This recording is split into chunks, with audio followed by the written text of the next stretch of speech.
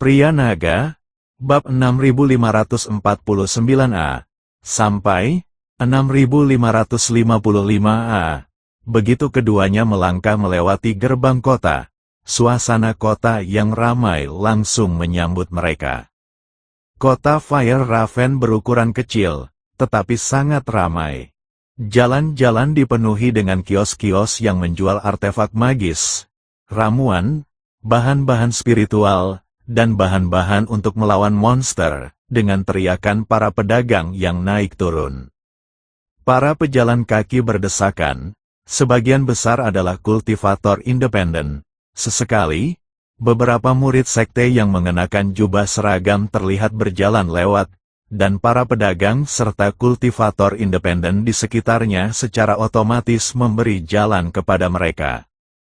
Bangunan yang paling mencolok di kota ini adalah bangunan batu berlantai 3 di pusat kota. Sebuah bendera dikibarkan di puncak bangunan, dan bendera itu dihiasi dengan sulaman gagak emas berkaki 3 yang terbakar api, yang merupakan lambang garis keturunan Dewa Api. Pintu bangunan batu itu terbuka lebar, dan percakapan yang ramai serta aroma anggur dan daging tercium dari dalam. Itu adalah sebuah restoran. Chen Ping tidak memasuki bangunan batu di pusat kota, melainkan menemukan penginapan kecil yang terpencil untuk menginap. Penginapan itu kecil, hanya memiliki 2 lantai. Lantai pertama adalah ruang makan sederhana, dan lantai kedua memiliki beberapa kamar tamu. Pemilik penginapan adalah seorang kultivator tua di tingkat ke-9 alam abadi sejati, dengan rambut beruban dan punggung sedikit bungkuk. Ketika dia melihat 2 orang asing masuk, sedikit kewaspadaan terlintas di matanya, tetapi dia dengan cepat memasang senyum seorang pebisnis. Para tamu yang terhormat, apakah Anda ingin menginap di penginapan atau makan? Check-in, 2 kamar. Chen Ping meletakkan beberapa batu spiritual di atas meja. Kultivator tua itu menerima batu-batu spiritual dan menyerahkan 2 kunci kayu sambil tersenyum. 2 ruangan terdalam di lantai 2 tenang dan tidak terganggu. Chen Ping mengambil kunci dan dengan santai bertanya sebelum naik ke atas, apakah ada kejadian penting di kota akhir-akhir ini? Senyum kultivator tua itu membeku sesaat. Dia melihat sekeliling dan merendahkan suaranya, Tuan, Anda pasti dari luar kota. Kota Gagak Api agak tidak tenang akhir-akhir ini. Beberapa hari yang lalu, Istana Dewa Api mengirim orang untuk memungut pajak di kota dan mengambil sebagian besar bahan spiritual dari beberapa toko. Sekelompok orang lain tiba kemarin, bukan dari Istana Dewa Api, tetapi mengenakan jubah putih. Ku dengar mereka berasal dari Balai Cahaya, dan mengatakan mereka ingin mendirikan pos misi di sini. Kedua kelompok itu hampir berkelahi di gerbang kota. Dia berhenti sejenak, lalu merendahkan suaranya lebih jauh lagi. Tuan, mohon berhati-hati, baru-baru ini, cukup banyak wajah asing yang datang ke kota ini. Saya ingin tahu siapa mereka. Chen Ping mengangguk dan naik ke lantai atas. Kamar tamu itu kecil dan perabotannya sederhana, dengan tempat tidur kayu, meja kayu, kursi kayu, dan kasur futon berdebu di sudut ruangan. Namun bagi seseorang yang telah menghabiskan seharian berjalan-jalan di Valengard Wastelen, itu sudah cukup. Chen Ping menutup pintu, duduk bersila di atas futon, mengeluarkan lagi gulungan giok peta dari tas penyimpanannya, memeriksanya dengan indera ilahinya, dan melihatnya dengan saksama sekali lagi. Kali ini, dia melihat lebih teliti. Pandangannya tertuju pada setiap sudut peta, menghafal setiap tanda. Tatapannya sejenak tertuju pada lokasi Istana Dewa Api dan Aula Cahaya, lalu menyapu lokasi perkiraan kota surgawi persekutuan pedagang Void dan Gua Awan Biru, akhirnya berhenti di suatu tempat yang membuatnya sedikit mengerutkan kening. Di sudut timur laut peta, lebih jauh ke utara dari pegunungan Qingyun, terdapat area yang ditandai dengan Beiming Hanyuan. Area itu tidak ditandai secara detail di peta, hanya dijelaskan dalam beberapa baris teks berwarna merah. Tanah terlarang yang sangat dingin itu membeku sepanjang tahun, dan suhunya sangat rendah sehingga bahkan kultivator Dewa Emas pun tidak dapat tinggal lama di sana. Ruang angkasa tersebut sangat tidak stabil. Susunan teleportasi tidak dapat menemukannya, dan artefak terbang tidak dapat mendekat. Situs yang diduga sebagai tempat asal-usul Dewa Es kuno ini menyimpan sisa-sisa peninggalan Dewa Es. Tingkat bahaya tidak diketahui. Tatapan Chen Ping tertuju pada beberapa baris teks itu untuk waktu yang lama. Garis keturunan Dewa Es. Sisa jiwa leluhur garis keturunan Dewa Es masih tertidur di lautan kesadarannya. Jurang dingin utara di surga ke-18 ditandai sebagai situs garis keturunan Dewa Es kuno, yang menunjukkan bahwa garis keturunan Dewa Es pernah memiliki benteng di surga ke-18. Saya hanya tidak tahu apakah masih ada anggota dari garis keturunan Dewa Es yang masih ada di sana. Chen Ping menyimpan gulungan giok peta itu, bangkit dan berjalan keluar dari kamar tamu, lalu mengetuk pintu kamar Jiang Suelan di sebelahnya. Pintu terbuka dengan cepat, dan Jiang Suelan telah berganti pakaian mengenakan gaun putih bersih. Rambut panjangnya kembali diikat, dan dia memegang secangkir teh panas di tangannya. Ada apa? Dia memperhatikan ekspresi Chen Ping agak aneh. Chen Ping menyerahkan selembar kertas giok berisi peta itu kepadanya, sambil berkata, "Silakan lihat ini." Jiang Suelan mengambil gulungan giok itu, menyelidikinya dengan indera ilahinya, dan setelah beberapa saat mengangkat kepalanya, secerca kejutan terpancar di matanya. Jurang dunia bawah utara, reruntuhan garis keturunan Dewa Es. Anda kenal tempat ini? Jiang Suelan menggelengkan kepalanya. Aku tidak tahu. Meskipun aku keturunan dari garis keturunan Dewa Es, aku tidak tahu apapun tentang reruntuhan tempat-tempat seperti surga ke-18. Dia berhenti sejenak, lalu bertanya, "Kamu mau pergi?" Tepat ketika Chen Ping hendak berbicara, sebuah suara lemah dan tua tiba-tiba terdengar di benaknya. Jurang utara, suaranya sangat lembut, seolah-olah berasal dari tempat yang sangat jauh, membawa rasa lelah setelah mengalami banyak kesulitan. Ini adalah sisa jiwa leluhur dari garis keturunan Dewa Es, Bei Mingyuan. Senior, Chen Ping menjawab dalam hatinya. Tempat itu, dulunya adalah altar cabang dari garis keturunan Dewa Es di surga ke-18. Suara Bei Mingyuan terdengar terbata-bata dan terputus-putus, seolah-olah ia berusaha keras mengingat, garis keturunan Dewa Es dulunya memiliki pengaruh di setiap surga dan sangat makmur. Mereka sangat dihormati di antara para dewa. Aku pernah tinggal di Bei Minghan Yuan untuk beberapa waktu, tetapi sayangnya, sungguh disayangkan keadaan garis keturunan Dewa Es sekarang. Suaranya mengandung rasa sakit yang tak tersembunyikan. Apakah warisan Dewa Es masih ada? Tanya Chen Ping. Bei Mingyuan terdiam untuk waktu yang lama. Saking lamanya, Chen Ping sampai mengira dirinya kembali tertidur lelap. Kemudian suaranya terdengar lagi, bahkan lebih lemah dari sebelumnya. Aku tidak tahu. Bertahun-tahun telah berlalu, siapa yang mungkin tahu? Dia berhenti sejenak, namun, aku merasakan jejak garis keturunan Dewa Es jauh di dalam jurang utara, sangat samar, seolah-olah, masih ada anggota klan yang hidup. Jantung Chen Ping berdebar kencang, apakah masih ada anggota klan yang masih hidup? Apakah Anda yakin? Tuan, tidak pasti. Suara Bei Mingyuan semakin lemah, seolah-olah ia berbicara dengan napas terakhirnya. Aura itu terlalu lemah, itu bisa jadi ilusi, jiwa sisa, atau bahkan, segel, tapi bagaimanapun juga, pasti ada sesuatu dari garis keturunan Dewa Es di sana. Kalau tidak, jiwa sisaku tidak akan merasakannya. Setelah mengatakan itu, suara Bei Mingyuan menghilang sepenuhnya, dan keheningan kembali menyelimuti pikirannya. Chen Ping membuka matanya dan menatap Jiang Suelan. Jiang Suelan menatapnya dengan mata penuh pertanyaan.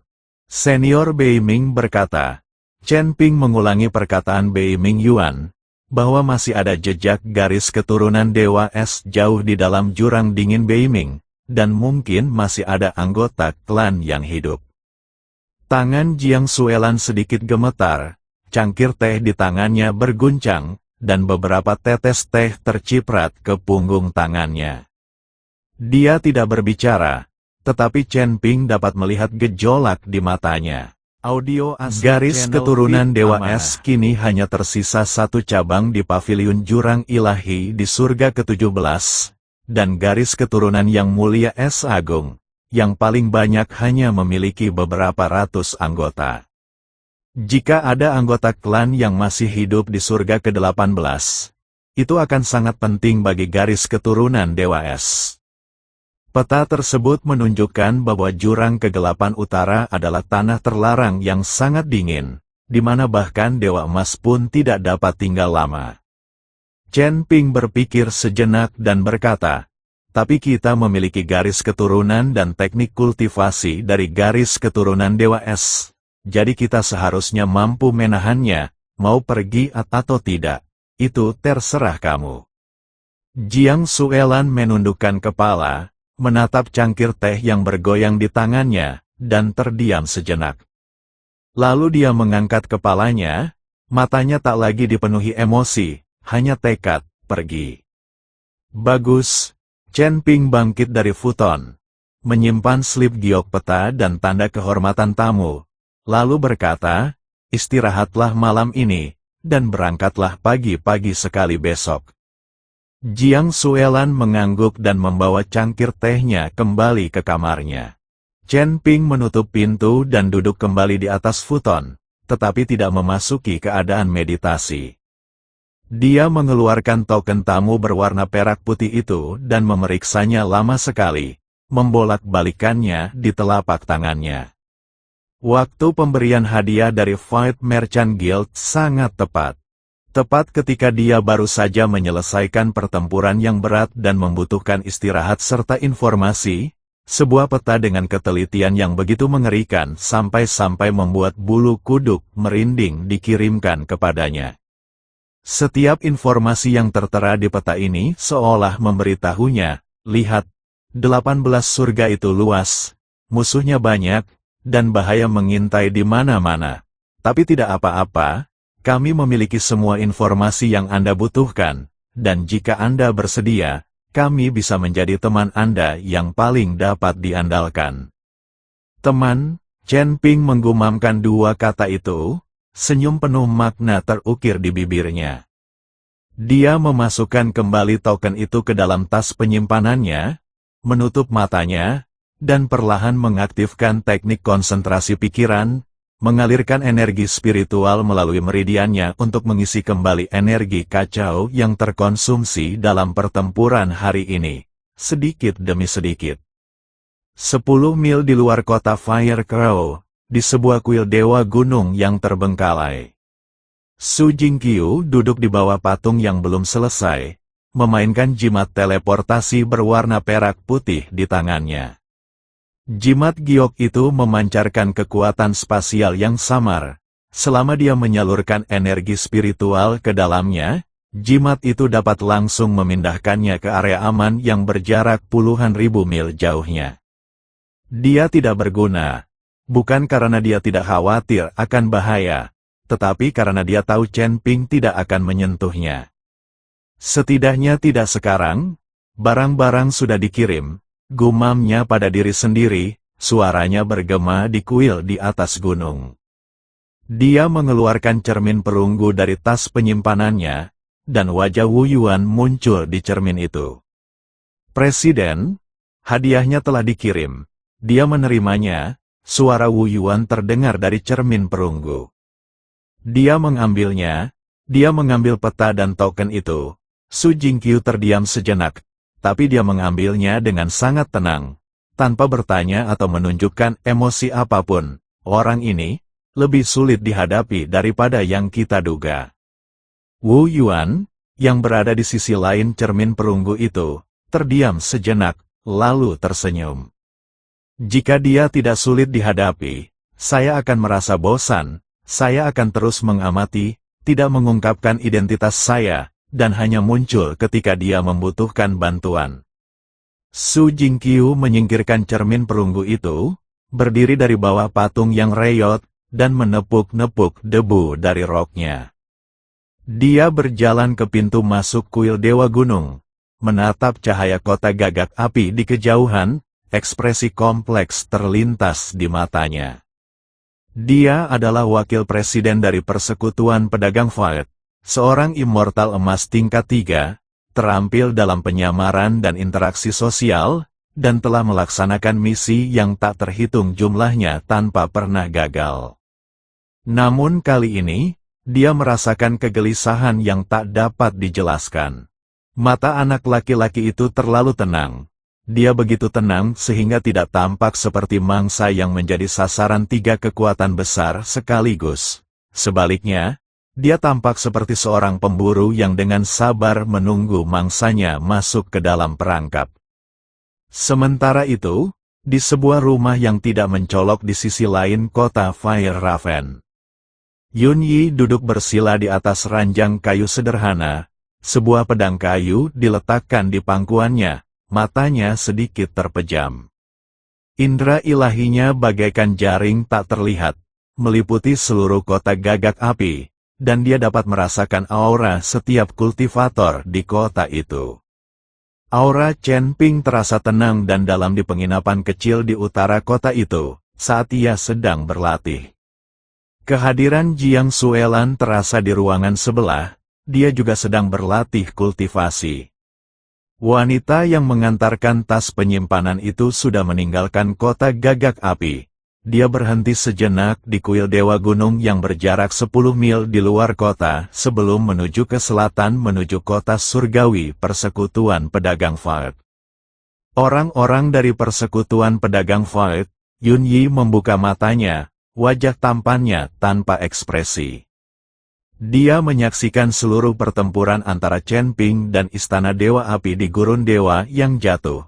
Dari saat Yan Po memimpin pasukannya tiba, hingga Chen Ping membunuh Yan Po dengan satu tebasan pedang, memukul mundur harimau api dan macan tutul api, dan memusnahkan ke-30 pengawal naga api. Dia melihat setiap detailnya dengan jelas. Dia tidak datang, bukan karena aku tidak mau, tapi karena aku tidak bisa. Orang-orang dari Istana Dewa Api telah menanam mata-mata di Gurun Dewa yang jatuh, dan orang-orang dari Persekutuan Pedagang Kekosongan juga diam-diam memata-matai mereka. Jika dia muncul pada saat itu, dengan perwakilan dari ketiga faksi utama hadir, situasinya akan menjadi sangat rumit, dan bahkan dapat memicu konflik yang tak terkendali. Bukan itu yang ingin dilihat oleh Guru Yuxu. Satu tebasan pedang dapat membunuh seorang immortal emas tingkat 3 tingkat puncak. Yun Yi bergumam pada dirinya sendiri, jari-jarinya dengan lembut menelusuri bilah pedang kayu, alam dewa sejati tingkat 8, untuk membunuh lawan yang satu peringkat lebih tinggi, dan itu bahkan dengan lawan yang membakar esensi hidupnya, kekuatan tempur seperti ini. Dia tidak melanjutkan, tetapi ekspresi serius yang jarang terlihat terlintas di matanya. Dia adalah murid paling unggul dari sekte Taois di generasi ini, seorang dewa emas tingkat 2, dan dianggap sebagai salah satu anak muda terbaik di 18 surga. Namun, jika ia berhadapan dengan Yan Po, ia akan yakin akan kemenangan, tetapi ia sama sekali tidak akan mampu membunuhnya dengan satu tebasan pedang.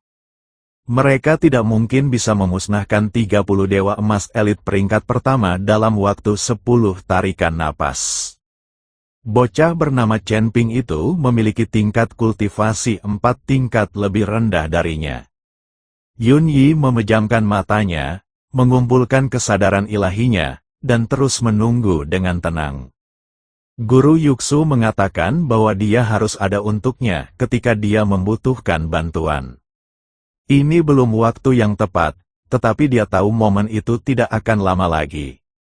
Dampak dari pertempuran di gurun dewa yang jatuh akan segera menyebar ke seluruh 18 surga. Istana Dewa Api kehilangan tetua agung dan 30 elitnya, dan dendam ini tidak bisa dibiarkan tanpa pembalasan. Kuil cahaya juga pasti mengawasi segala sesuatunya. Warna asli persekutuan pedagang Void akan terungkap cepat atau lambat.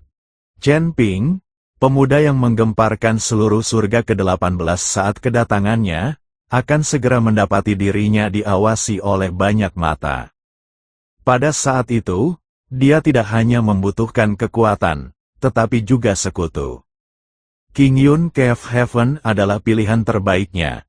Di luar jendela, 2 dari 3 matahari yang menyala-nyala telah terbenam, hanya menyisakan bulan terakhir yang berwarna putih keperakan menggantung tinggi di langit.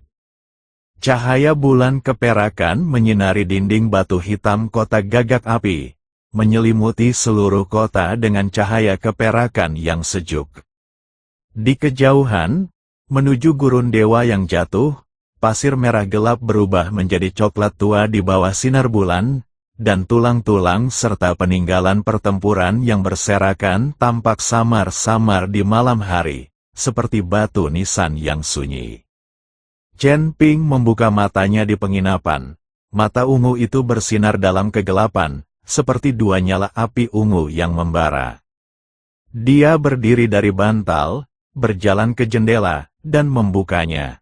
Cahaya bulan keperakan menyinari wajahnya, menonjolkan fitur-fiturnya seolah-olah diukir dengan pisau dan kapak.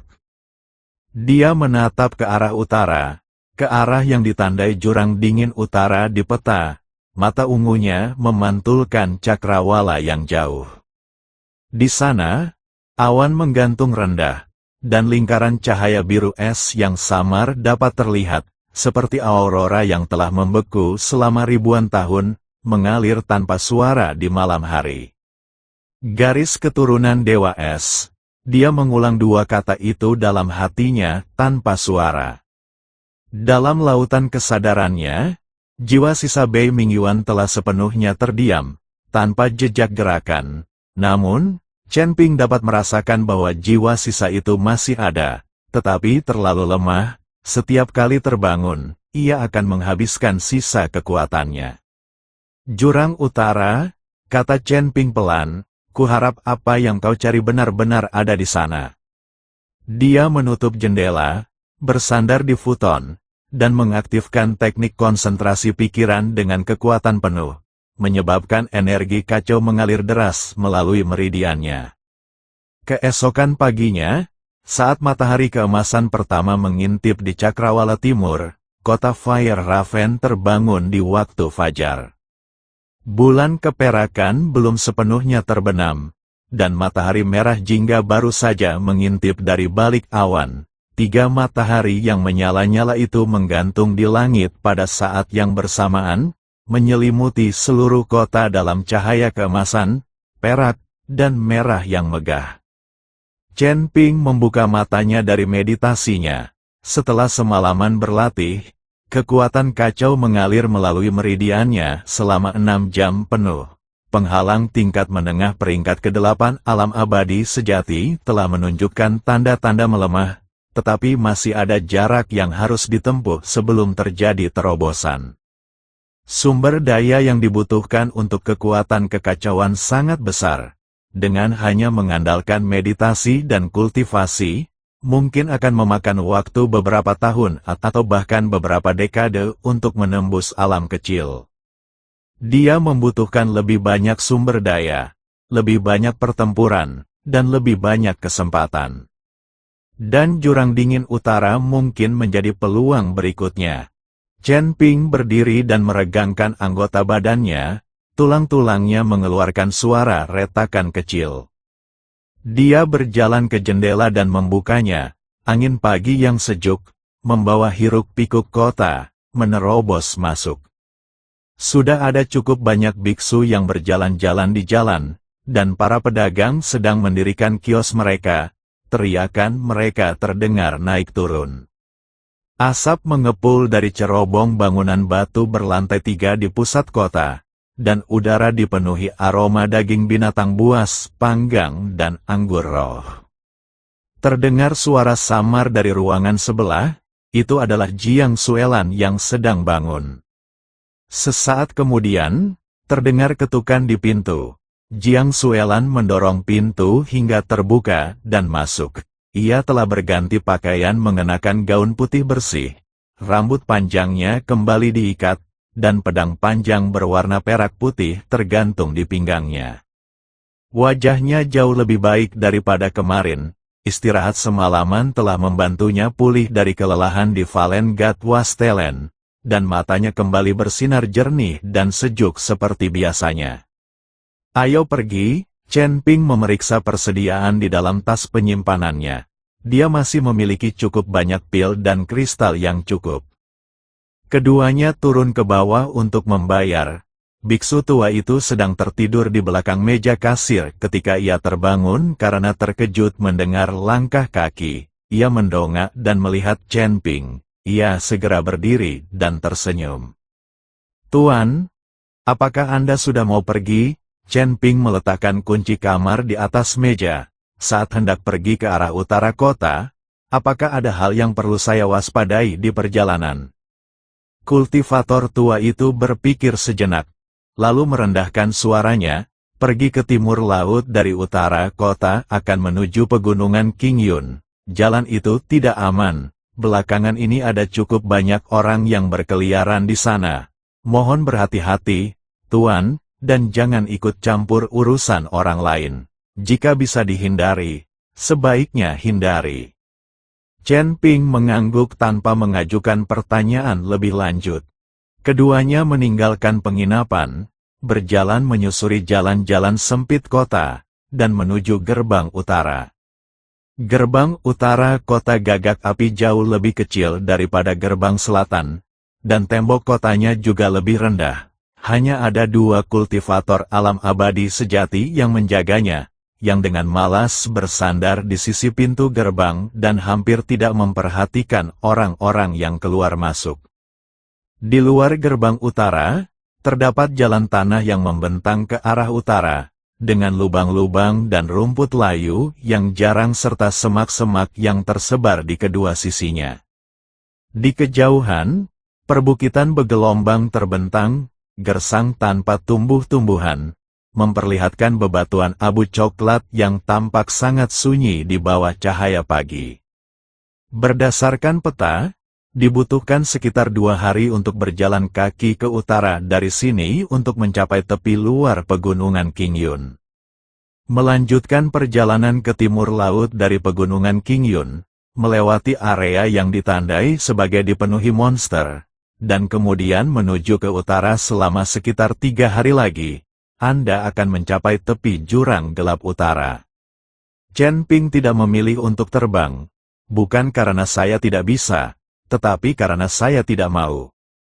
Pertempuran di Gurun Dewa yang jatuh membuatnya menyadari bahwa bahaya surga ke-18 jauh lebih besar daripada sekadar kekuatan di permukaan. Sisa-sisa jiwa kuno yang tertidur jauh di dalam gurun, celah spasial yang tersebar di seluruh negeri, dan binatang buas iblis serta kultivator iblis yang bersembunyi di balik bayangan adalah ancaman yang tidak bisa diabaikan. Meskipun terbang itu cepat, ukurannya terlalu besar dan mudah menjadi sasaran. Berjalan kaki memang lebih lambat, tetapi lebih aman dan memudahkan untuk melihat ancaman yang bersembunyi di balik bayangan. Keduanya berjalan ke utara menyusuri jalan tanah dengan langkah sedang. Indra ilahi Chen Ping mempertahankan jangkauan maksimum, dan segala sesuatu dalam radius 100 mil berada dalam persepsinya. Saat mereka berjalan sekitar 3 atau 4 mil keluar dari Fire Raven City, mereka mendengar langkah kaki terburu-buru di belakang mereka. Chen Ping sedikit menoleh dan sekilas melihat sekelompok orang bergegas ke arahnya dari gerbang utara kota Gagak Api.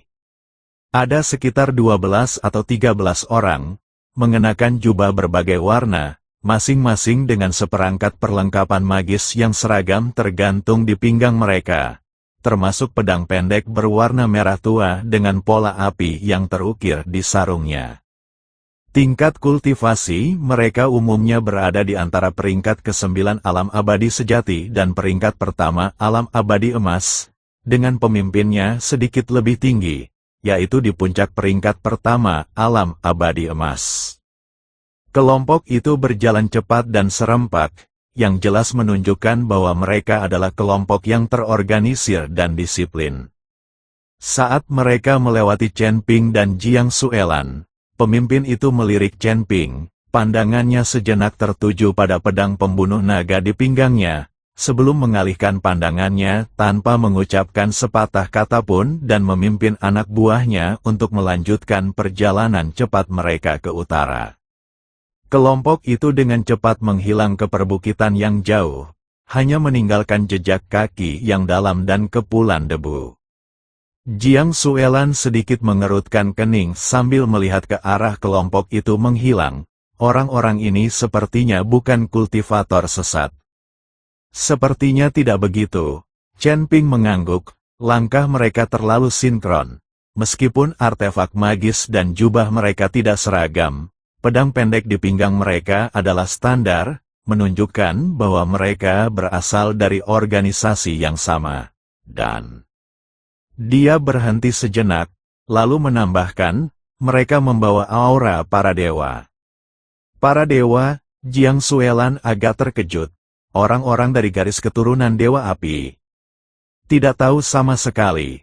Chen Ping menggelengkan kepalanya, ayo pergi, abaikan mereka. Chen Ping mengalihkan pandangannya dan melanjutkan berjalan ke utara. Keduanya berjalan selama sekitar 1 jam, dan bukit-bukit secara bertahap menjadi semakin curam dan jalan tanah menjadi semakin sempit hingga akhirnya menghilang di pantai berbatu. Peta menunjukkan bahwa tidak ada jalan dari sini selanjutnya, dan Anda hanya bisa mengandalkan indera arah Anda untuk terus menuju timur laut. Saat Chen Ping hendak mengeluarkan gulungan giok peta untuk memastikan arahnya, dia tiba-tiba mendengar suara aneh datang dari depan. Suara-suara itu kacau, termasuk teriakan, dentingan senjata, dan raungan binatang liar. Raungan itu dalam dan dahsyat, seperti raungan binatang buas besar yang sedang mengamuk, dan setiap raungan membuat tanah sedikit bergetar. Jiang Suelan juga mendengarnya, tangannya sudah berada di gagang pedangnya, dan dia menatap waspada ke arah asal suara itu. Chen Ping memejamkan matanya dan mengulurkan indera ilahinya ke depan. Setelah beberapa saat, dia membuka matanya. Secerca kejutan terpancar di mata ungunya. Ada orang di depan, dia berkata. Lebih dari 20 orang mengepung seekor binatang buas iblis. Binatang itu bukanlah makhluk biasa, seluruh tubuhnya dilalap api. 20 lebih kultivator telah menyerangnya sejak lama tanpa hasil, dan banyak dari mereka telah terluka. Lebih dari 20 orang mengeroyok satu monster dan tetap tidak bisa mengalahkannya, tanya Jiang Suelan dengan heran. Monster jenis apa yang begitu kuat? Chen Ping tidak menjawab, karena dia merasakan aura api yang dahsyat dan primitif terpancar dari para kultivator itu. Namun mereka bukanlah dewa, mereka adalah iblis. Selain itu, mereka termasuk dalam garis keturunan iblis api di dalam ras iblis. Ayo kita lihat. Tanpa ragu, Chen Ping memimpin Jiang Suelan menuju arah asal suara itu. Alih-alih berjalan dengan angkuh, keduanya mendekati medan perang dengan tenang di bawah lindungan bebatuan dan semak-semak. Setelah melewati sebuah bukit kecil, pemandangan di hadapannya membuat Jiang Suelan terengah-engah. Lembah itu relatif datar, dikelilingi oleh tebing curam. Dasar lembah ditutupi kerikil dan rumput layu, dan tanahnya berlubang dan tidak rata karena terinjak-injak. Di tengah lembah, seekor monster raksasa meraung-raung. Monster itu tingginya sekitar 3 zang dan panjangnya lebih dari 5 zang. Bentuknya menyerupai singa yang diperbesar berkali-kali lipat. Tetapi tubuhnya tidak berbulu dan ditutupi lapisan sisik merah gelap. Api merah menyala di sisik-sisik itu, mengalir di permukaannya seperti magma yang mengalir di atas tanah yang retak. Kepalanya sangat besar. Dengan satu tanduk melengkung tumbuh dari tengah dahinya. Tanduk itu diselimuti api yang lebih dahsyat, yang warnanya telah berubah dari merah tua menjadi emas gelap. Suhunya sangat tinggi sehingga bahkan udara pun terdistorsi dan berubah bentuk karena panasnya. Keempat cakarnya tertanam dalam di tanah, dan setiap kali ia mengayunkan cakarnya, ia meninggalkan alur sedalam beberapa kaki di bebatuan. Bebatuan di dalam alur tersebut meleleh akibat suhu tinggi menjadi magma merah, yang mengalir perlahan. Ekornya memiliki panjang sekitar 2 zang, dan di ujungnya terdapat palu tulang yang dilapisi duri, yang juga menyala dengan api. Setiap kali berayun, palu tulang itu menghantam tanah, menciptakan kawah sedalam lebih dari 10 kaki, dengan puing-puing dan api beterbangan kemana-mana. Ini, Jiang Suelan menatap makhluk iblis itu. Secerca keterkejutan terpancar di matanya, Raja Singa Lava. "Kau mengenalnya?" tanya Chen Ping dengan suara rendah. "Aku pernah melihatnya di buku-buku kuno." Suara Jiang Suelan sangat rendah. Raja Singa Lava adalah monster kuno, dan konon ia memiliki garis keturunan binatang api kuno yang mengalir di dalam nadinya. Raja Singa Lava yang sudah dewasa memiliki kekuatan tempur yang setara dengan Dewa Emas tingkat 3 atau 4, dan sisiknya memiliki daya tahan yang sangat kuat terhadap cahaya suci dan api ilahi, sehingga sangat sulit untuk dihadapi. Makhluk ini hampir punah di zaman kuno. Aku tidak pernah menyangka ia masih ada di surga ke-18. Alam keabadian emas berada di peringkat ketiga hingga keempat. Tatapan Chen Ping menyapu Raja Singa Lava, memperkirakan kekuatan tempurnya. Jelas sekali bahwa Raja Singa Lava ini belum dewasa dan belum memiliki kekuatan tempur setara dengan Dewa Emas tingkat 4. Jika tidak, para petani ini pasti sudah meninggal sejak lama. Namun, dengan kekuatannya saat ini, membunuh monster ini bukanlah hal yang sulit. Namun, para kultivator yang saat ini mengepung Raja Singa Lava jelas tidak memiliki kekuatan tersebut. Di lembah itu, lebih dari 20 petani dengan panik menyerang Raja Singa Lava. Jubah mereka berwarna berbeda-beda, dan mereka semua mengenakan artefak magis yang seragam di pinggang mereka. Namun kali ini, alih-alih pedang pendek, mereka membawa berbagai senjata berbeda, termasuk tombak, pedang lebar, kapak perang, dan palu besi, yang masing-masing menyala dengan api merah gelap. Api itu berbeda dari api suci keemasan Istana Dewa Api. Warnanya lebih gelap, lebih panas, dan memiliki aura yang lebih ganas, membawa nuansa kehancuran yang mendasar. Ini adalah api pamungkas dari ras iblis. Mata ungu Chen Ping menyapu para kultivator ini, memungkinkannya untuk mengetahui tingkat kultivasi mereka.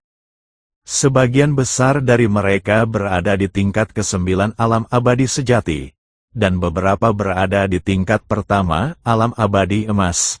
Pemimpinnya adalah seorang pria kekar dan botak di tingkat kedua alam abadi emas. Dia memegang kapak perang bermata dua yang menyala dengan api merah gelap, dan setiap tebasan meninggalkan luka dangkal pada sisik Raja Singa Lava.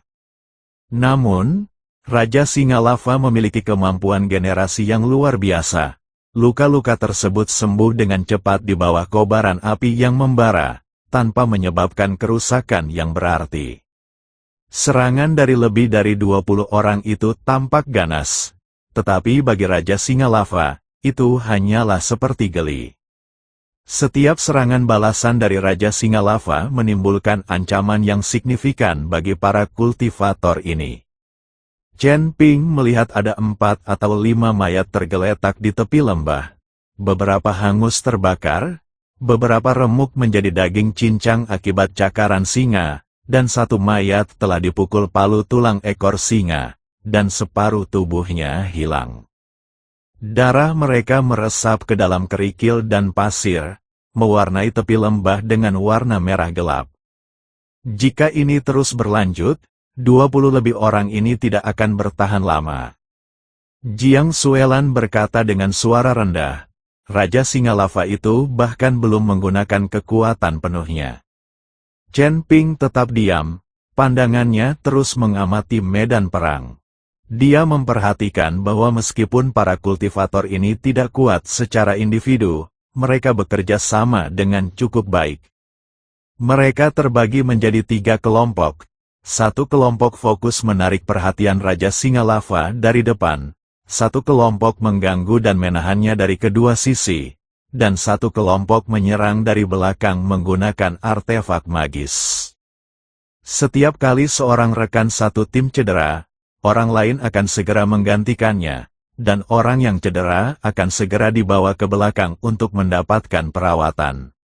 Kerja sama tim semacam ini tidak dapat dikembangkan dalam semalam, menunjukkan bahwa tim tersebut telah berjuang bersama untuk waktu yang lama dan memiliki kepercayaan yang mendalam satu sama lain.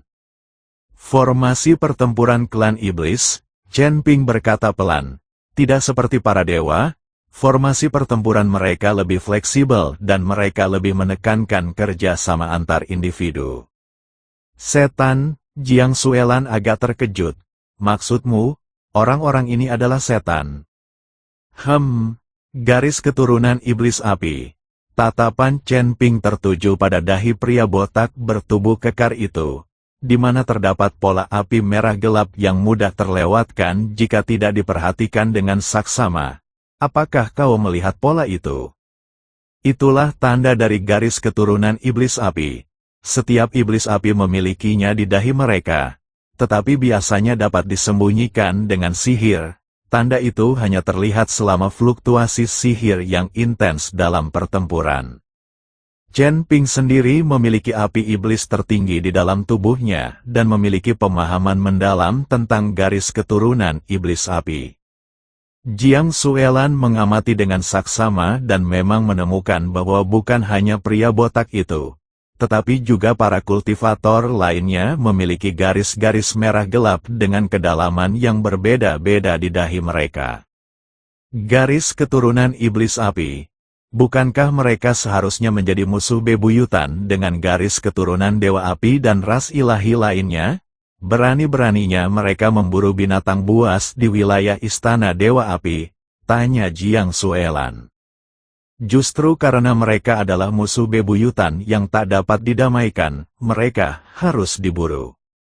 Tatapan Chen Ping semakin dalam. Garis keturunan iblis api dan garis keturunan dewa api memiliki asal yang sama dan keduanya menguasai kekuatan hukum api.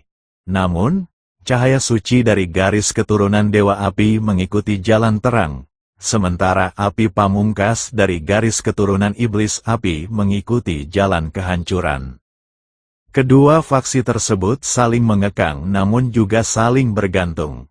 Jika garis keturunan iblis api dapat memburu binatang iblis seperti Raja Singa Lava, yang garis keturunannya adalah binatang api kuno, dan menggunakan esensi serta inti dalamnya untuk kultivasi mereka akan maju pesat, dan wilayah garis keturunan dewa api memiliki binatang iblis tersebut paling banyak. Itulah mengapa mereka berani mengambil risiko sebesar itu dan menjelajah jauh ke wilayah istana dewa api. Saat mereka sedang berbicara, situasi di medan perang tiba-tiba berubah.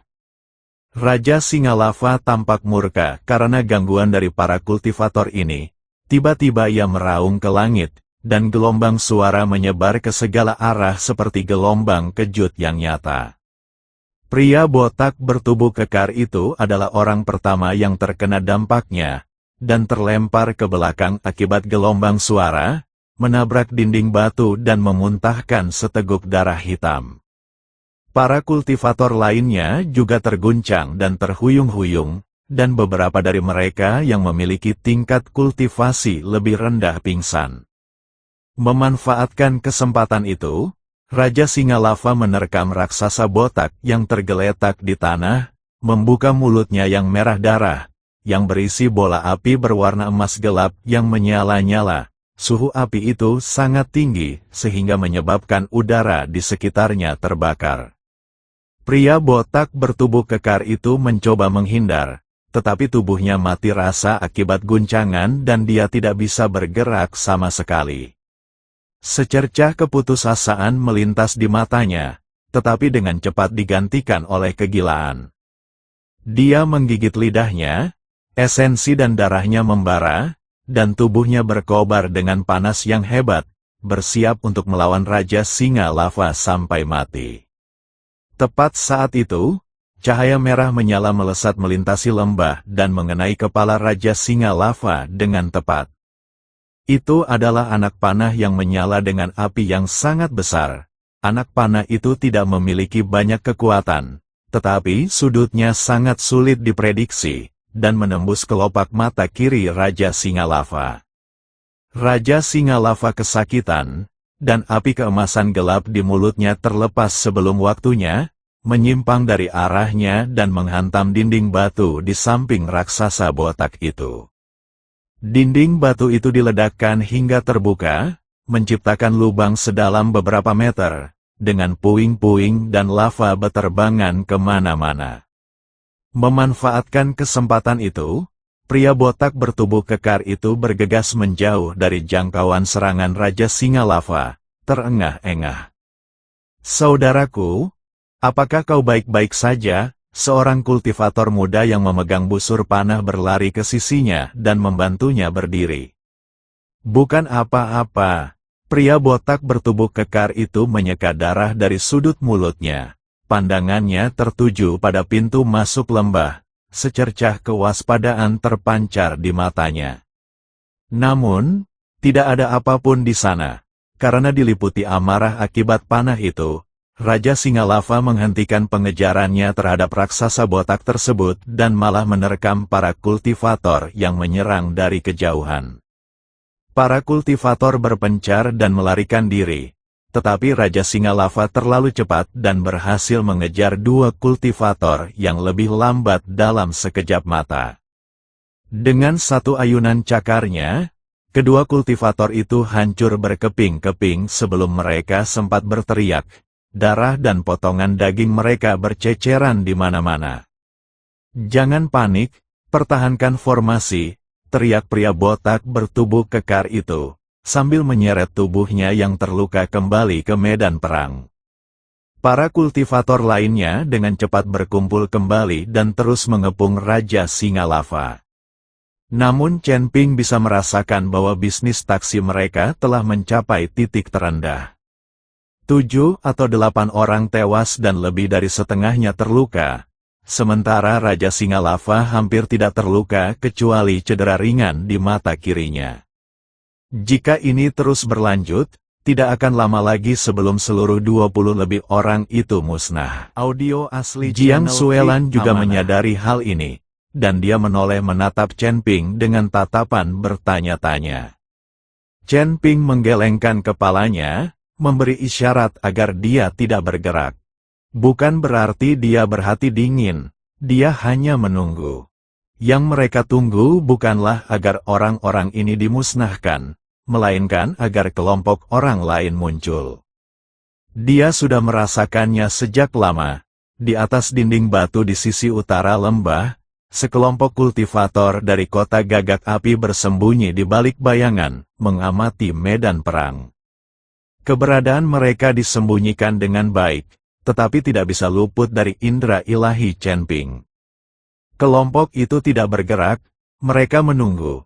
Tunggu sampai kultivator iblis dan Raja Singa Lava sama-sama terluka parah sebelum keluar untuk membersihkan kekacauan. Benar saja, setelah sekitar setengah batang dupa menyala, lebih dari setengah kultivator iblis telah terbunuh atau terluka, dan Raja Singa Lava juga terluka parah. Mata kirinya benar-benar buta, dan banyak sisiknya terbakar oleh api yang sangat panas, memperlihatkan daging di dalamnya yang mengeluarkan asap hitam. Meskipun kuat, ia masih harus melawan 20 lawan sekaligus. Dan api pamungkas iblis memang bisa melukainya. Pertempuran yang berkepanjangan telah membuatnya kelelahan. Chen Ping memperhatikan bahwa kecepatan Raja Singa Lava telah melambat secara signifikan dibandingkan dengan awalnya, dan api di mulutnya tidak lagi seintens sebelumnya. Makhluk itu mulai menunjukkan tanda-tanda mundur, dan mencoba menerobos serta melarikan diri beberapa kali, tetapi dihentikan oleh para kultivator iblis yang bertarung mati-matian hingga mati. Pria botak bertubuh kekar itu berlumuran darah, lengan kirinya terkulai lemas di sisinya, jelas patah. Kapak perangnya berlumuran darah emas gelap Raja Singa Lava, dan bilahnya retak, tetapi dia tetap berdiri tegak di depan Raja Singa Lava. Saudara-saudara, suaranya serak namun tegas. Bertahanlah sedikit lebih lama, binatang buas ini tidak akan hidup lebih lama lagi. Setelah kita membunuhnya dan mengambil inti dalamnya, kita bisa. Sebelum dia selesai berbicara, sebuah suara dingin tiba-tiba terdengar dari lembah. Lalu kenapa? Pria botak bertubuh kekar itu tiba-tiba mendongak, pupil matanya menyempit tajam. Di atas tebing batu, 12 atau 13 sosok perlahan berdiri, memandang ke lembah di bawahnya. Mereka adalah kelompok orang yang sama yang ditemui Chen Ping di luar kota Gagak Api. Memimpin kelompok itu adalah seorang pria parubaya yang mengenakan jubah merah tua. Dengan belati merah tua tergantung di pinggangnya, ia memiliki wajah tegas dan pola api keemasan di antara alisnya, yang berkilauan di bawah cahaya pagi. Itulah ciri khas garis keturunan vulkan. Pria botak bertubuh kekar itu mengenali tanda tersebut, dan wajahnya langsung pucat pasi. Orang-orang dari istana vulkan, suaranya terdengar seperti tercekat di antara giginya, setiap kata mengandung kebencian yang mendalam. Istana vulkan, pria parubaya yang memimpin kelompok itu mencibir, ini istana Dewa Api. Garis keturunan sah Dewa Api di surga ke-18 adalah istana Dewa Api. Bukan istana Dewa Api lainnya. Kalian bau iblis bahkan tidak ingat nama kalian sendiri. Namun kalian berani datang ke wilayah kami untuk berburu monster. Tatapannya menyapu lembah, mengamati para kultivator iblis yang mati dan terluka tergeletak di tanah, lalu menatap Raja Singa Lava yang dipenuhi luka. Senyum puas terukir di bibirnya. Bagus, kamu bermain sangat baik, itu menghemat banyak tenaga kami. Pria botak bertubuh kekar itu mencengkeram kapak perangnya erat-erat, garis-garis merah gelap di dahinya semakin terlihat jelas karena amarah, ini adalah mangsa kami. Kami memburunya lebih dulu. Jika kau ingin menuai hasilnya, kau harus meminta izin pada kapakku terlebih dahulu. Kapakmu? Pria parubaya itu melirik dengan jijik ke arah kapak perang tumpul di tangan pria botak itu. Hanyalah bocah iblis Dewa Emas tingkat 2, yang memimpin sekelompok tentara yang kalah, berani bernegosiasi denganku. Dia berhenti sejenak, suaranya tiba-tiba menjadi dingin. Ini adalah wilayah istana Dewa Api kami. Kalian para kultivator iblis, yang berani menerobos dan memburu binatang iblis, sudah bersalah atas kejahatan berat yang dapat dihukum mati.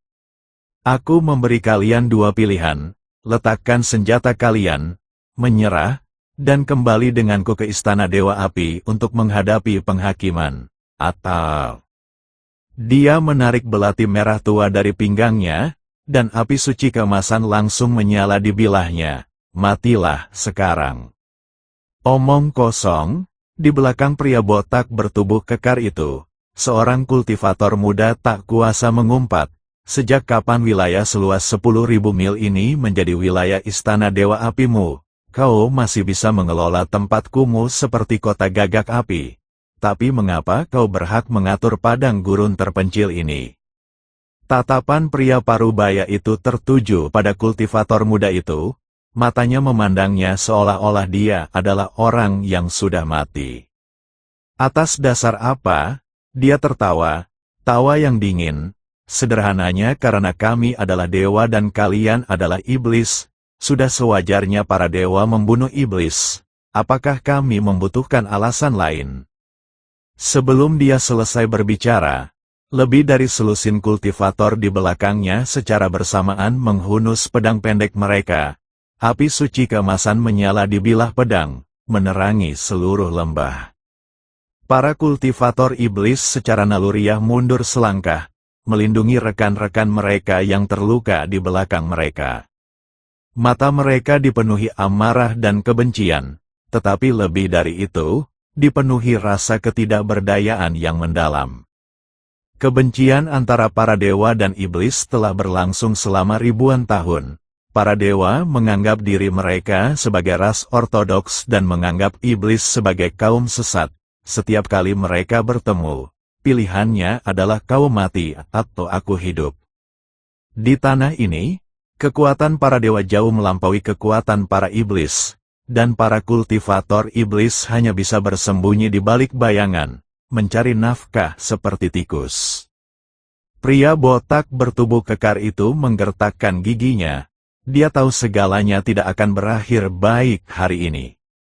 Kita akan mati di sini. Atau kita akan berjuang sampai mati dan membuka jalan berdarah menuju tempat ini. Saudara laki-laki, suaranya rendah. Namun setiap kultivator iblis dapat mendengarnya dengan jelas. Hari ini mungkin hari terakhir kita. Tetapi bahkan jika kita mati, kita akan membawa beberapa dari kita bersama. Apakah kalian takut? Aku tidak takut. Selusin atau lebih kultivator iblis meraung serempak. Suara mereka bergema di seluruh lembah dan menenggelamkan geraman rendah Raja Singa Lava. Mereka mengangkat senjata mereka, api merah gelap berkobar di atasnya, menciptakan kontras yang mencolok dengan cahaya suci keemasan para dewa. Dua kekuatan api yang berbeda berbenturan di lembah, udara terdistorsi oleh panas yang sangat hebat, dan tanah mulai retak. Secerca kejutan terpancar di mata pria parubaya itu. Dia jelas tidak menyangka para kultivator iblis ini memiliki keberanian untuk bertarung sampai mati dalam situasi yang begitu putus asa. Namun setelah kejadian yang tak terduga, muncul niat membunuh yang jauh lebih dingin. Hukuman mati di pengadilan, dengan lambaian tangannya, lebih dari selusin kultivator di belakangnya bergegas keluar secara bersamaan, melompat turun dari dinding batu dan menerkam kultivator iblis di lembah. Cahaya suci keemasan dan kobaran api merah gelap bertabrakan di udara, menciptakan ledakan yang memekakkan telinga. Kedua jenis api tersebut pada dasarnya tidak kompatibel. Ketika bertabrakan, mereka menghasilkan fluktuasi energi spiritual yang dahsyat. Setiap benturan seperti ledakan energi spiritual kecil, menyebarkan udara di sekitarnya ke segala arah. Chen Ping dan Jiang Suelan bersembunyi di balik tumpukan batu di kejauhan, diam-diam menyaksikan pertempuran antara dewa dan iblis. Tangan Jiang Suelan tetap menekan gagang pedang. Jari-jarinya memutih karena tekanan yang begitu kuat. Dia tidak bermaksud membantu, melainkan bersiap menghadapi potensi serangan yang mungkin menimpa mereka. Menurutmu siapa yang akan menang? Tanyanya dengan suara rendah. Protoss, jawaban Chen Ping singkat. Mengapa? Meskipun ras iblis lebih kecil, kekuatan individu mereka lebih besar daripada para dewa. Pria botak itu adalah immortal emas tingkat 2, sedangkan pemimpin para dewa hanyalah immortal emas tingkat 1 puncak. Ini bukan soal kemampuan. Chen Ping menggelengkan kepalanya. Ini tentang kondisi mereka. Para iblis telah lama bertarung melawan Raja Singa Lava, menderita lebih dari setengah korban mereka. Kelelahan, dan energi spiritual mereka terkuras. Para dewa, di sisi lain, dalam kondisi prima dan beristirahat dengan baik. Bahkan jika kekuatan individu mereka lebih rendah daripada para iblis, mereka dapat mengalahkan mereka dengan jumlah yang banyak. Pandangannya tertuju ke tengah medan perang. tempat pria botak bertubuh kekar dan pria parubaya itu terlibat dalam pertempuran sengit. Alam Dewa Emas tingkat 2 milik pria botak bertubuh kekar itu memang sedikit lebih tinggi daripada alam Dewa Emas tingkat 1 puncak milik pria parubaya tersebut, tetapi dia terluka, lengan kirinya patah, dan sebagian besar kekuatan spiritualnya telah terkuras, sehingga setiap kali dia mengayunkan kapaknya, dia tampak kekurangan kekuatan. Pria parubaya itu dalam kondisi sempurna. Nyala api suci di pedang pendeknya sangat intens namun stabil, dan kemampuan berpedangnya sangat luar biasa, dengan setiap serangan diarahkan ke titik-titik vital pria botak itu. Saat air pasang berbalik dan naik, pria botak bertubuh kekar itu perlahan-lahan kehilangan pijakan. Di tempat lain, para kultivator iblis mengalami kekalahan berulang kali. Meskipun jumlah dewa tidak jauh lebih banyak daripada jumlah iblis, hampir setengah dari iblis telah kehilangan kemampuan bertarung mereka, dan sisanya semuanya terluka dan sama sekali tidak mampu menahan serangan para dewa. Dalam waktu kurang dari setengah batang dupa, 3 kultivator iblis lagi tumbang. Pria botak bertubuh kekar itu meraung dan mencoba bergegas membantu, tetapi dipaksa mundur oleh pisau pria paruh baya itu. Jangan terburu-buru, pria paruh baya itu mencibir. Satu persatu, sebentar lagi giliranmu. Mata pria botak bertubuh kekar itu merah, dan giginya bergemeletuk. Dia tahu dia mungkin benar-benar akan mati di sini hari ini, tetapi dia tidak mau menerimanya. Setelah mengerahkan begitu banyak usaha dan kehilangan begitu banyak saudara, tepat ketika mereka akan mengalahkan Raja Singa Lava, mereka bertemu dengan kaum dewa. Dia lebih memilih mati di bawah cakar Raja Singa Lava daripada di tangan para dewa. Setidaknya, mati di tangan makhluk iblis masih merupakan cara mati seorang pejuang. Dibunuh oleh para dewa adalah suatu aib. Tepat saat itu, situasi di medan perang tiba-tiba berubah. Entah diprovokasi oleh cahaya suci dan api para dewa, atau merasakan sesuatu yang lain, Raja Singa Lava tiba-tiba mengamuk. Tubuhnya tiba-tiba membengkak, api di sisiknya berubah dari merah tua menjadi emas gelap, dan satu-satunya tanduk di dahinya menyemburkan api putih yang menyala-nyala. Itulah kemampuan bertahan hidupnya yang paling utama, membakar esensi hidupnya untuk meningkatkan kekuatan tempurnya ke peringkat keempat alam Dewa Emas dalam waktu singkat. Setelah menggunakan jurus ini, kekuatan hidup Raja Singa Lava akan sangat berkurang, dan ia akan lemah setidaknya selama beberapa tahun atau bahkan beberapa dekade setelah pertempuran. Namun saat ini, ia sama sekali tidak peduli dengan hal lain. Gemuruhnya menggelegar ke langit, suaranya beberapa kali lebih kuat dari sebelumnya. Dinding-dinding batu di semua sisi lembah terguncang begitu hebat, sehingga muncul banyak retakan, dan puing-puing berjatuhan seperti hujan. Para kultivator dari ras dewa dan iblis terguncang begitu hebat oleh gelombang suara, sehingga mereka terhuyung-huyung dan jatuh ke tanah. Beberapa di antaranya memiliki tingkat kultivasi yang lebih rendah dan berdarah dari ketujuh lubang tubuh mereka. Memanfaatkan kekacauan tersebut, Raja Singa Lava menyerbu menuju pintu keluar lembah. Ia berusaha melarikan diri. "Hentikan!" teriak pria parubaya itu, dan memimpin pengejaran terhadap Raja Singa Lava. Jika dia berhasil menangkap Raja Singa Lava hidup-hidup dan mempersembahkannya ke Istana Dewa Api, dia akan dipromosikan setidaknya 3 tingkat dan menerima hadiah pribadi dari kepala istana. Dia tidak mungkin membiarkan kesempatan ini terlewat begitu saja. Pria botak bertubuh kekar itu juga ikut mengejar, bukan untuk hal lain melainkan untuk inti terdalam itu. Itu adalah sesuatu yang telah ia peroleh dengan mengorbankan nyawa lebih dari selusin saudara, ia sama sekali tidak bisa membiarkan para dewa mengambilnya kembali. Para kultivator dari kalangan dewa dan iblis mengejar Raja Singa Lava secara bersamaan, dan pemandangan menjadi kacau. Meskipun Raja Singa Lava mengamuk, ia tetap terluka parah dan kecepatannya jauh lebih rendah daripada saat berada di puncak kekuatannya. Tepat saat mencapai pintu keluar lembah, pria parubaya itu menebas punggungnya dengan pedangnya. Api suci keemasan meledak di sisiknya, menghanguskan sisik merah gelap itu menjadi hitam. Raja Singa Lava, kesakitan, berbalik dan menerkam pria parubaya itu. Tanduk tunggalnya yang menyala-nyala dengan api putih terang diarahkan ke dada pria tersebut. Pria parubaya itu tidak sempat menghindar dan terkena serangan unicorn di lengan kirinya. Api putih yang menyala-nyala seketika membakar lengan kirinya hingga menjadi arang. Dia menjerit dan terlempar ke belakang, membentur tanah dengan keras. Memanfaatkan kesempatan itu, raksasa botak tersebut bergegas menuju Raja Singa Lava, mengangkat kapak perangnya, dan menebas leher Raja Singa Lava.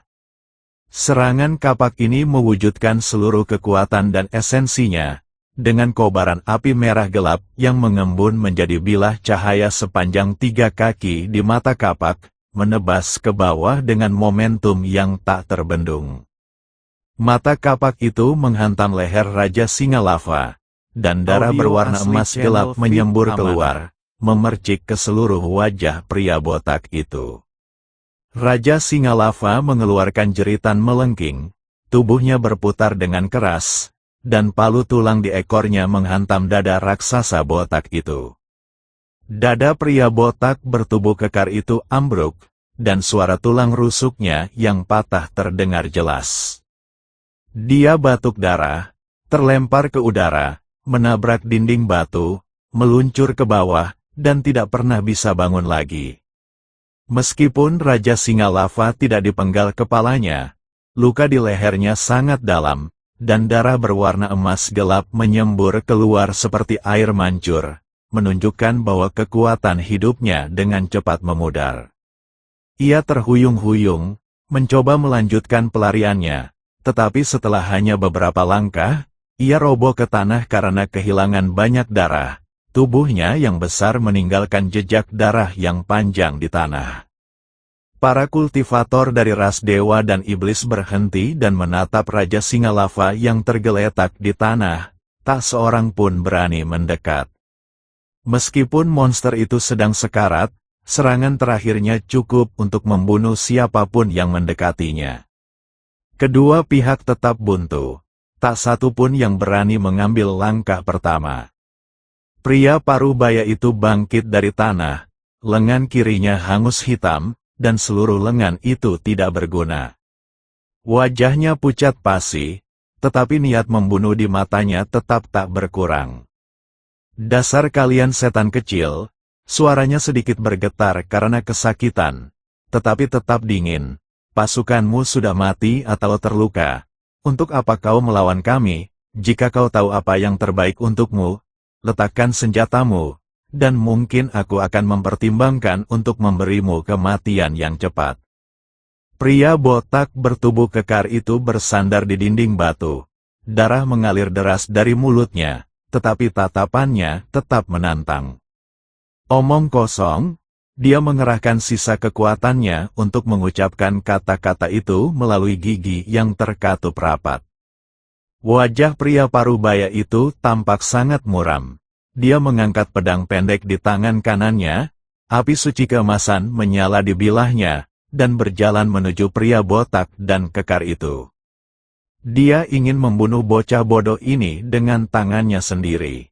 1 langkah, 2 langkah, 3 langkah, langkah kakinya lambat, setiap langkah terasa berat, seolah-olah dia menikmati perburuannya.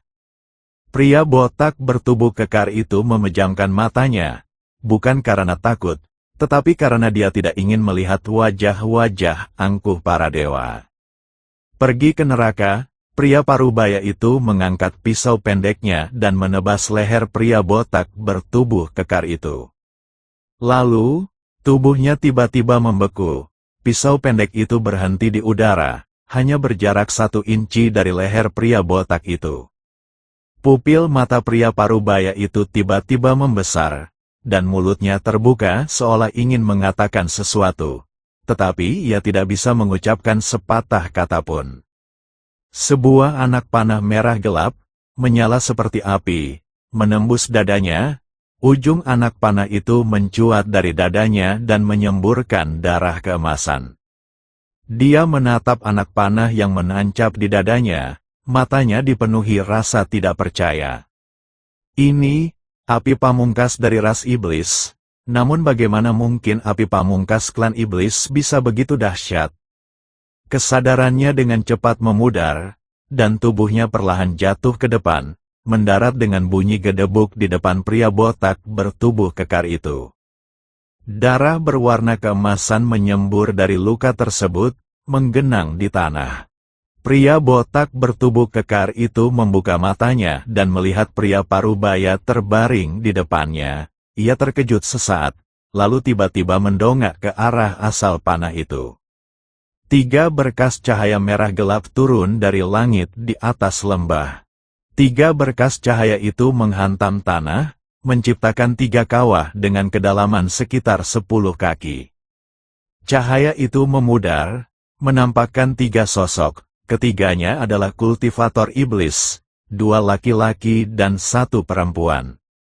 Kedua pria itu bertubuh kekar dan tegap, dengan garis-garis merah gelap di dahi mereka yang lebih jelas daripada garis-garis pada pria botak itu. Tingkat kultivasi mereka sekitar peringkat ketiga dari alam dewa emas. Mereka mengenakan baju zirah merah gelap yang dipenuhi rune api yang rumit, menghunus pedang yang diukir dengan api yang menyala-nyala, dan memancarkan niat membunuh yang ganas. Namun niat membunuh itu tidak ditujukan kepada pria botak dan para pengikutnya, melainkan ditujukan kepada para dewa. Wanita itu membuat Chen Ping terpaku di tempat. Dia berdiri di antara 2 petani pria bertubuh kekar, tampak sangat langsing. Ia mengenakan gaun panjang berwarna merah gelap dengan pola nyala api yang disulam di bagian bawahnya, dan rambutnya yang panjang dan hitam pekat tergerai lembut tertiup angin. Wajahnya sangat cantik, dengan keanggunan dan ketenangan alami di antara alisnya. Tetapi matanya merah gelap, seperti arang yang terbakar atau permata merah darah yang pekat, berkilauan dengan cahaya yang menyeramkan di bawah sinar matahari pagi. Ketika Chen Ping melihat wajah itu, dia terkejut. Karena dia mengenal wanita ini, Su Yuqi, wanita yang selama ini ia dambakan. Wanita yang telah mengikutinya sejak awal kehidupannya di dunia sekuler. Wanita yang mengikutinya dari alam fana ke alam surgawi.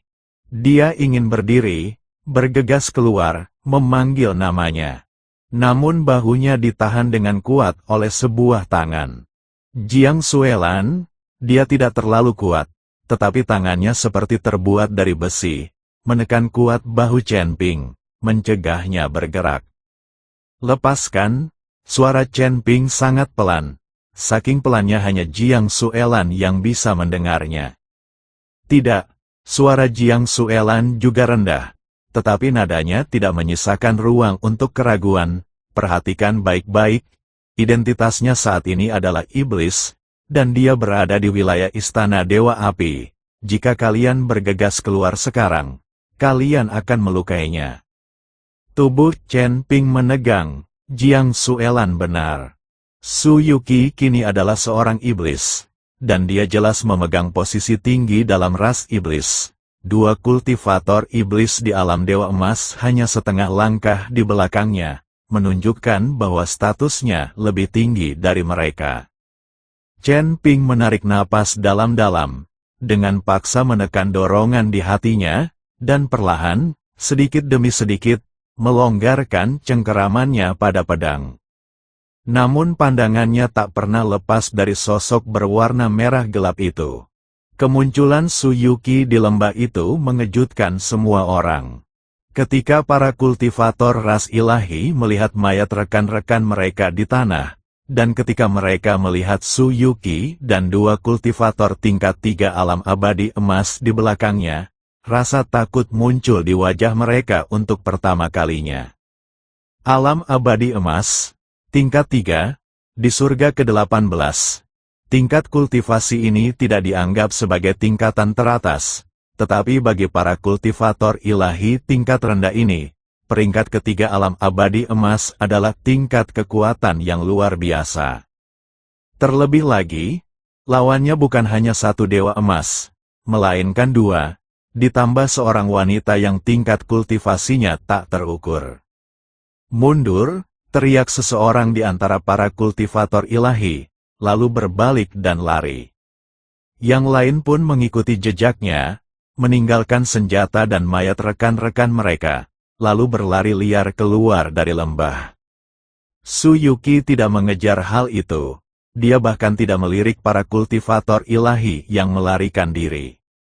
Tatapannya menyapu lembah itu, dan dia sedikit mengerutkan kening saat melihat para kultivator iblis yang tergeletak mati dan terluka di tanah. Kemudian, dia mengangkat tangan kanannya, dan bola api merah gelap mengembun di telapak tangannya. Api itu kecil, hanya sebesar kepalan tangan, tetapi kekuatan yang terkandung di dalamnya membuat Chen Ping, yang bersembunyi di kejauhan, merasa merinding. Alam abadi emas, peringkat 2, peringkat 3, atau bahkan lebih tinggi. Tingkat kultivasi Suyuki jauh lebih tinggi dari yang dia perkirakan. Dia melemparkan api tertinggi di tangannya ke udara, di mana api itu meledak menjadi puluhan garis api kecil yang mendarat tepat di setiap kultivator iblis yang terluka. Api itu tidak membakar tubuh mereka, melainkan berubah menjadi energi spiritual hangat yang mengalir ke meridian mereka, memperbaiki luka-luka mereka. Luka di dada pria botak itu sembuh dengan kecepatan yang terlihat jelas, tulang rusuknya yang patah menyambung kembali, dan luka-luka internalnya pulih dengan cepat. Dalam waktu kurang dari 10 tarikan napas, semua kultivator iblis yang selamat mendapatkan kembali kemampuan bergerak mereka. Mereka berjuang untuk berdiri, berlutut di hadapan Suyuki, dahi mereka menyentuh tanah, postur mereka menunjukkan pengabdian yang mendalam. Terima kasih banyak telah menyelamatkan hidup saya, Pak. Suyuki tidak berbicara, tetapi hanya mengangguk sedikit. Tatapannya tertuju pada Raja Singa Lava yang sekarat, secerca emosi terpancar di mata merah gelapnya. Dia berjalan menghampiri Raja Singa Lava, membungkuk, dan meletakkan tangannya di dahinya. Raja Singa Lava merasakan energi api yang sangat kuat di telapak tangannya dan gemetar hebat, seolah-olah karena takut atau menyerah. Tangan Suyuki sejenak menyentuh dahi Raja Singa Lava sebelum kemudian menariknya kembali. Sebuah inti bagian dalam berwarna emas gelap seukuran kepalan tangan muncul di telapak tangannya, permukaannya berputar-putar dengan pola api yang intens dan memancarkan aura yang kaya dari makhluk api purba. Kekuatan hidup Raja Singa Lava dengan cepat menghilang, tubuhnya yang besar perlahan kehilangan suhu, dan api di sisiknya padam satu persatu. Akhirnya, ia menutup matanya yang masih utuh dan mati sepenuhnya. Suyuki memasukkan inti dalam ke dalam cincin penyimpanannya, menegakkan tubuhnya, dan melirik kembali kultivator iblis yang berlutut di tanah. Bawa jenazah temanmu dan tinggalkan tempat ini. Suaranya lembut, namun mengandung otoritas yang tak terbantahkan. Ya, pria botak bertubuh kekar itu bersujud dengan sangat berat, lalu berdiri dan memerintahkan para kultivator lainnya untuk membersihkan medan perang dan memindahkan mayat rekan-rekan mereka. Suyuki berbalik untuk pergi, tetapi tatapannya tiba-tiba membeku saat dia berbalik. Dia menatap tumpukan batu di luar lembah, secercah keraguan terlintas di mata merah gelapnya. Dia merasakan sesuatu, seseorang sedang mengawasinya. Mereka bukanlah kultivator dari ras dewa, para kultivator ras dewa telah melarikan diri sejak lama. Mereka juga bukan kultivator iblis, semua iblis ada di sini. Ini, orang lain, dahinya sedikit berkerut, dan pandangannya tertuju pada tumpukan batu itu sejenak. Kemudian, dia merasakan kehadiran yang familiar. Aura itu seperti, "Tidak, itu tidak benar. Bagaimana mungkin aura ini muncul di surga ke-18? Dia menggelengkan kepalanya, menepis pikiran itu. Mustahil, dia tidak mungkin ada di sini. Dia menarik napas dalam-dalam, berbalik, dan melompat ke udara.